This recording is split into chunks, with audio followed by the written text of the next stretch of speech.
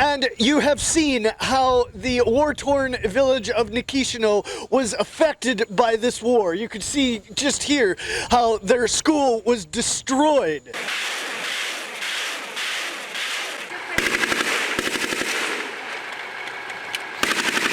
The locals tell us that, in their words of course, it was Ukrainian shelling.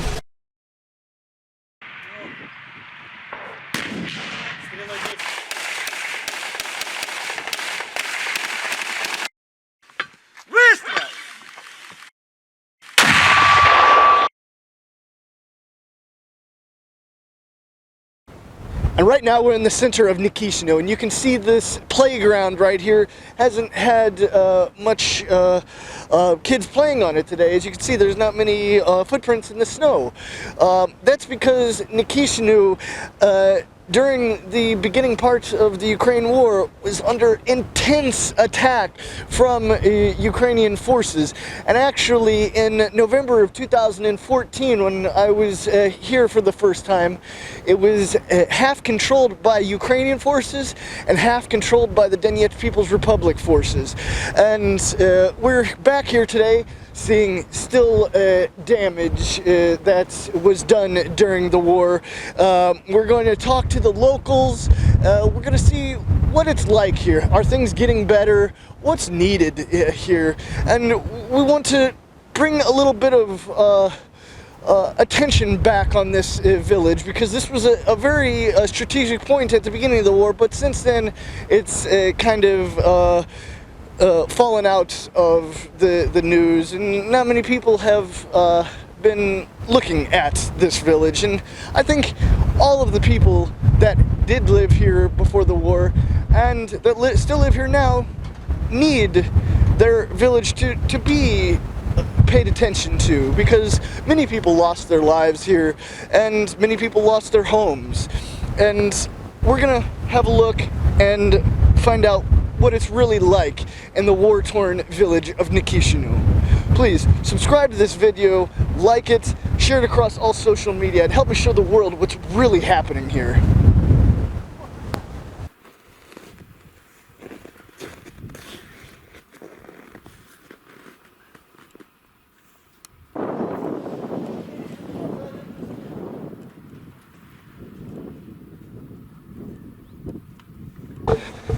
Здравствуйте. Я корреспондент. Можем вопрос пару слов?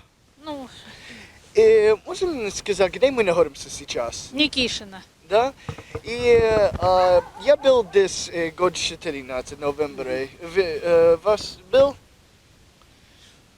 4 года назад мы тоже были. Конечно, мы были, конечно. Год 14. Как обстановка была? 14-й год, да, лучше всех. Лучше не бывает. Да, я был здесь в ноябре. Было интересно. Был украинские войска там и... там Те там одни, а там другие. ДНРовские там. Да, ДНРский был там, украинский был там. Да. Да? И видите, что осталось от Никишина? Ничего. Да. Да. И как обстановка сейчас? А что, не видно как? Вот посмотрите, точно так везде. Да?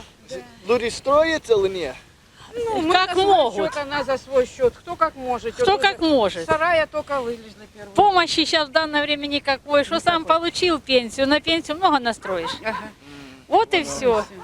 Еще вопросы какие? Никаких, думаю. Школа работает здесь? Школа работает. Работает. Да? Да. Садик, школа, амбулатория. 7 там человек. нас Там отделали, школа, вот у нас садик. 7, Там, да? в школе 7, в садике 7. Ага. И до войны сколько Да, людей до было? Ну, до войны было много и людей, и детей. Сейчас и людей мало, и это самое. Если 150 дворов разбито, то как тут? Останутся кто-то вообще разбитых. Сколько людей живет здесь сейчас? Сейчас, ну, 250 где-то, да, или 252, где-то так, да? Где-то, да, людей так человек вот. 250 где-то. И до войны? До войны было, наверное, 800. Ага. Понял. В принципе, 25% осталось, да? Да, 20%. да. Ага. И стреляет здесь или нет? Не поняла. Стреляет здесь? Стреляют? Да нет, в данное время не стреляют. Не, давно уже не стреляют. Ага. Слышно где-то далеко, но у нас не стреляют. Ага. Нас когда пустили сюда в 2015 году, и уже после того мы не стреляли. Ага. И магазин работа? Магазин работает. Да? И вот машина привезла нам хлеб, вот это все привозят, и машина, и магазин работает. И сколько процент дома разбил this? Процентов. Ну, процентов 80 разбитых домов. Да? Да. Ага. Понял. И люди помочь? Есть гуманитарная помощь? Или... Ну, поначалу давали гуманитарную помощь, сейчас уже никакой помощи нету. Каждый сам себе. Ага. Можете, делайте, не можете, живите как можете. У нас еще в данное время есть, что живут еще в угольных сараях, есть живут люди в гаражах. Вот так и живем. Что вы подумал будет дальше за Никишино? А что, нам надо тут, а куда? Где кто надо? Вот скажите, мы где-то нужны? Нет. Это у кого есть куда уехать, туда. А если нету, то будете жить дома, никуда никто, и все равно домой тянет. И что вы думал будет дальше за Донецкую Народную Республику? Посмотрим, как оно дальше будет. Да? От нас же ничего это не зависит. Если бы сказать, что от нас это зависит, это же ничего не зависит. Ты думал, Донецкая Народная Республика будет Украина еще раз, или Россия, или как вы подумал? Даже не могу сказать, где мы будем. Да? Как зовут? Галина меня зовут. Да, очень приятно. Меня зовут Патрик. Спасибо. Пожалуйста. And as you see it from the locals themselves, this is what Nikishino is like now. It has some people living here, but it's still a village of destroyed homes. As she said, over 80% of the homes have been destroyed and not rebuilt. We can stand here and see several. And this is what they live. They feel a bit forgotten, but we're gonna try to bring a little bit more light to their village now. And right here we have somewhat of a makeshift shop. The people come here to the center and shop at this store in this little van. It seems they come here several times a week, and they sell products to the residents here. So we're gonna have a closer look.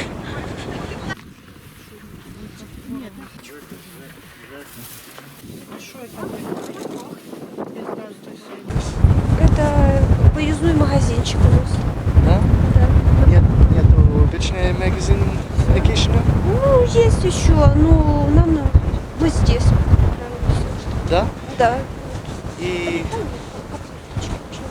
что здесь? И хлеб, все продукты есть, все, что нам нужны, да. Это каждый день? Нет, через день. Ага. И почему это на машине? Как это? Ну, такой выездной магазин. Да? Автолавка. Автолавка такая. Вот. Ага, понял. Сколько? Хватит. И вы местные Никишино? Местные, живем в Никишино, да. И как остановка сейчас? Тишина и спокойствие. Тихо. 4,50 там вот туда надо было за любую еще. Что ты с нее вычитал? Возьми. Ну, пока тихо. Да? Да. Я был здесь год 14 ноября. Это был как другой вариант этого времени, да? Ну, да. Вы все время остались здесь? Или... Ну, во время войны выезжали, а после как освободили Никишино, все время здесь приехали, здесь. Да? Да. И люди строят или как? Нет, у нас мы не сможем построиться. Да? Нет, не за что у нас строиться. У нас Красный Крест. Благодаря Красному Кресту 10 домов построили, амбулаторию и детский садик. Больше финансирования на что не выделилось. Один домик оранжевый, это Красный Крест, вот там амбулатория, детский сад впереди. И что нужно сейчас? Самое важное. Мир. Мир нужен, да. Ну и желательно, чтобы государство восстановило остальные дома. Вы видите, у нас был прекрасный дом культуры, с него осталось вот что. Ну, главное, жилые дома хочется, чтобы восстановили. Людям жить, да, люди еще до сих пор Дома живут в разбитые. гаражах, в сараях. потому как, ну, кто что смог оборудовать, кому некуда идти. И что вы думал будет дальше с Никишино? Мы будем надеяться, что нам всем отстроят там. Да? Да, мы надеемся. Нам вот именно моей семье Красный Крест построил, вот он оранжевый домик вот этот. А остальным вот тут бабушка живет в кухоньке, там живут в кухоньке. Хочется, чтобы люди тоже жили в доме, а не в кухоньке. И мы в кухоньке. Звать, они уже достали, блядь. А чтоб что-то привезли, да.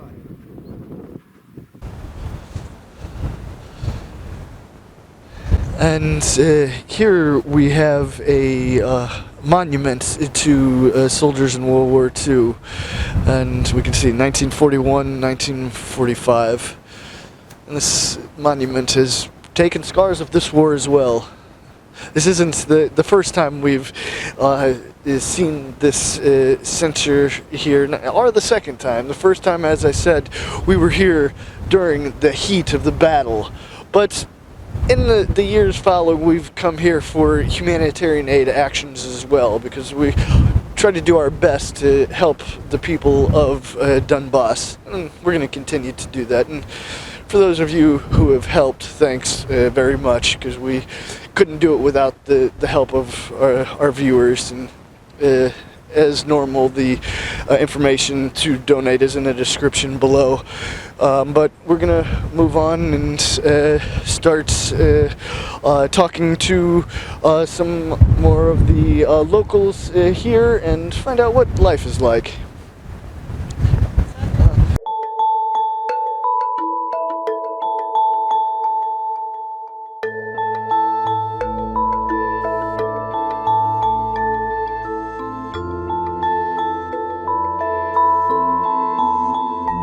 Как обстановка здесь сейчас?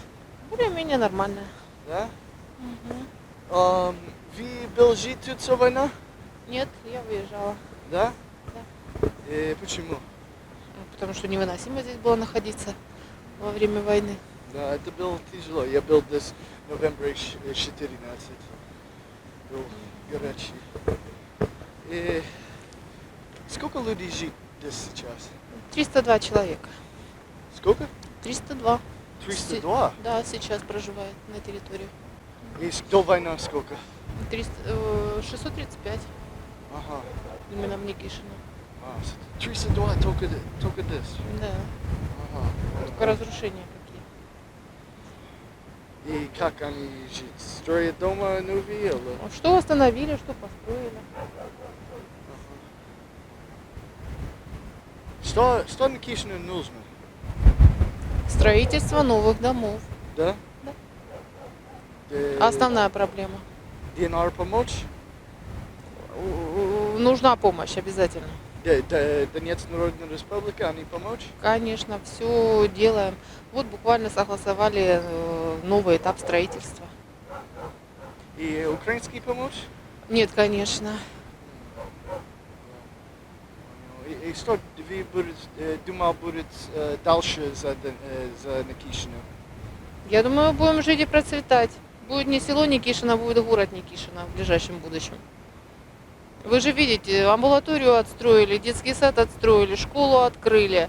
Работаем, живем и будем процветать. И за Донецкую Народную Республику что будет дальше?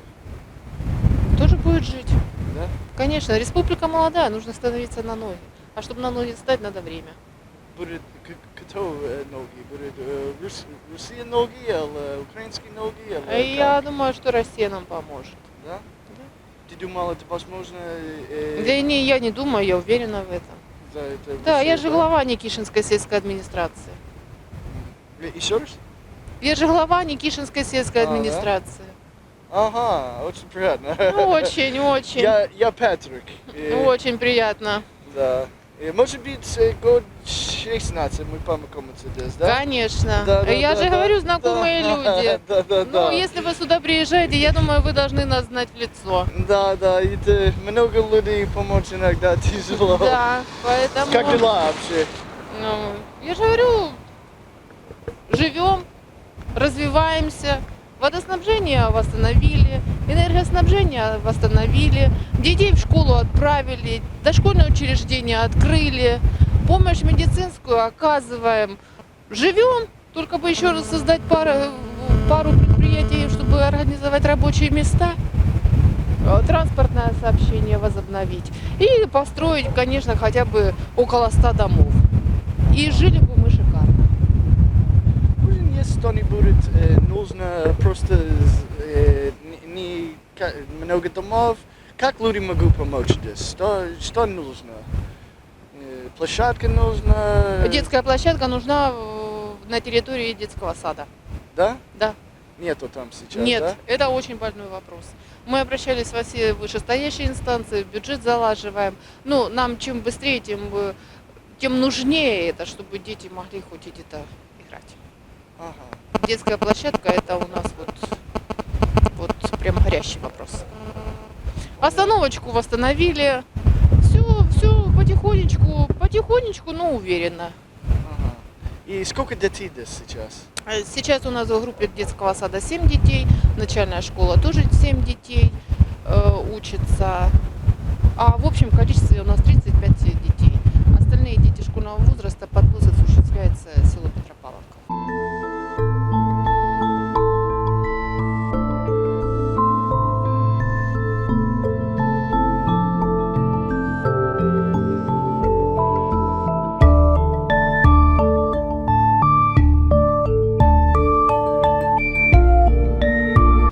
So we moved on a bit, and if my bearings serve me correctly, I think I was at a location just around this corner here. This is the administration building, but back in 2014, I believe there was a garage here that we were hunkered down in. It's been over 5 years now. So, and actually, I believe the garage was this garage right here. We were hunkered down in here when there was massive shelling and grenades coming down, and gunfire for that matter. And we ran across from this door here. Yeah, we were in this garage here.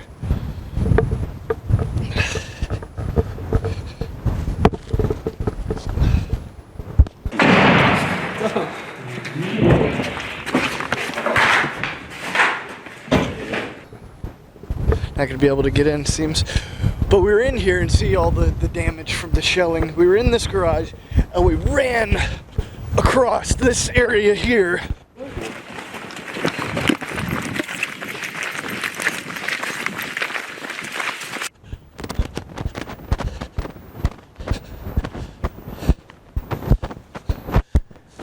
And we were standing right here, talking to the soldiers about the dangers and what was happening, and there was little jokes being told, and but it's just intense battle at the time. We were standing right here, and then we came over this way.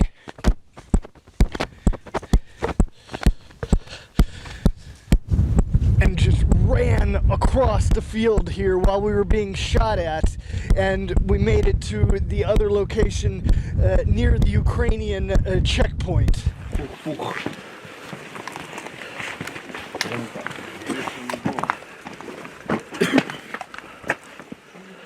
Как, через водичку пойдем? Да, через водичку, назад тоже через водичку. Через водичку, да, водички вот это пройдите. Да, да. Дело. Право будет. Ребята, перебегут. Хорошо. Давайте, дистанция 3 метра.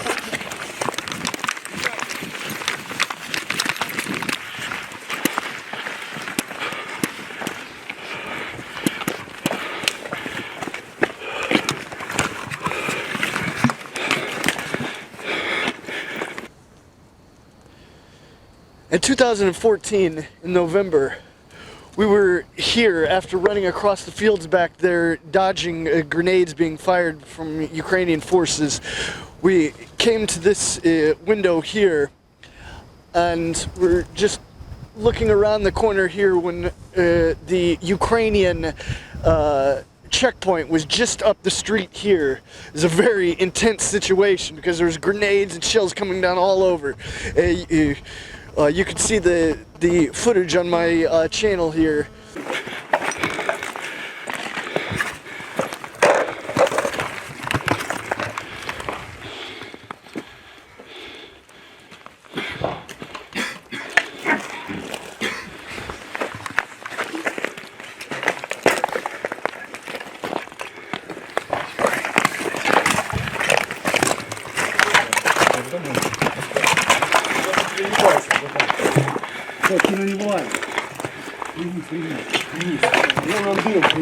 Сюда выйти, как-то подняться. А где украинский? По вот этой улице метров 250-300 блокпост. Вот по вот этой улице, это главная улица. Там их не блокпост. And right up this street, just maybe what, 150 meters, at that time was a Ukrainian checkpoint. Now it's Donetsk People's Republic, because this is actually close to the border between the Lugansk and the Donetsk People's Republic. And here across the street at that time, there was actually a car that was on fire. It was somewhere like right here. It had just been shelled that morning. And actually maybe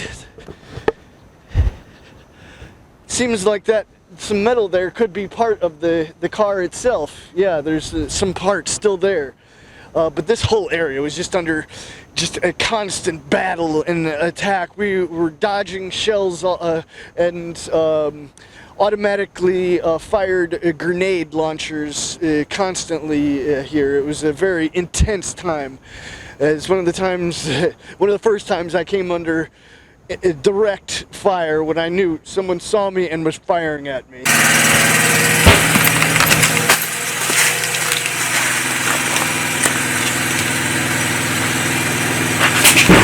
Whoa!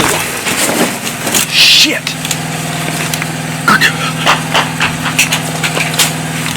Holy shit! And it was a very intense time. So we're going to move on, see whatever other places we can find.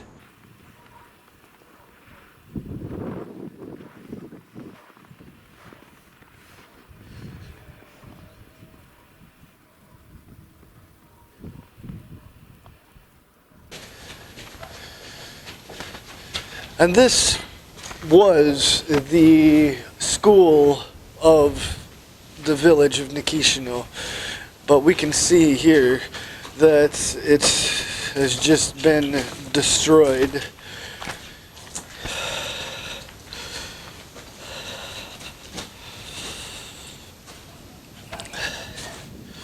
This is what war will do to a school.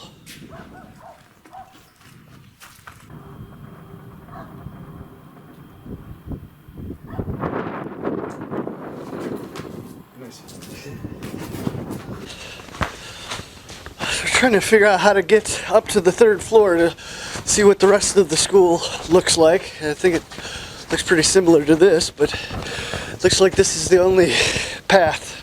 Give it a go. Oh.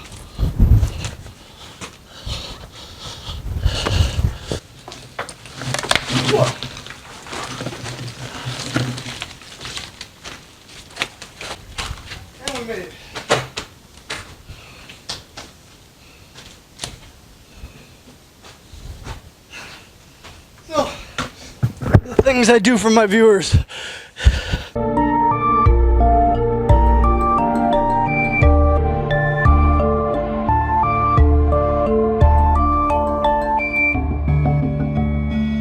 And you have seen how the war-torn village of Nikishino was affected by this war. You can see just here how their school was destroyed. We're lucky and happy to see that this village is somewhat starting to come back to normal after 5 years. There's just over 300 people still living here. There has been many people who lost their lives here, but it's getting back to normal. There was over 600 before the war, but things are slowly coming back to normal. They still need a lot of help, so if you want to help these people here, contact me. All my information for donations is in the description below. So it's been a very enlightening day to see this and brought back a lot of memories. As you know, if you've been seeing my videos from 2014, I was here in the heat of the war when it was just really hot and heavy here, just battle going on. And this is actually the first place that I came under direct fire myself. Haven't been able to find the location today, but one of my most scared moments at the beginning of the war was when I was targeted by a Ukrainian sniper here, and you can see that video here in the card as well. The Ukrainian sniper fired at me when I was coming around a building, and it took several shots. I'm not an expert. Maybe it was a sniper, maybe it was a soldier with a silencer on the gun. I don't know. Have a look at the video yourself and tell me what you think. But you can definitely hear and see some of the bullets landing. It was a very scary time. But today's brought back a lot of memories. It's nice to see these people's lives are getting somewhat back to normal. But I'm going to continue to bring you all of the breaking news events and some of the history of this Ukraine war since I've been here the whole time. So please subscribe to my channel, like this video, share it across all social media, and let's show the world what's really happening in the Ukraine war.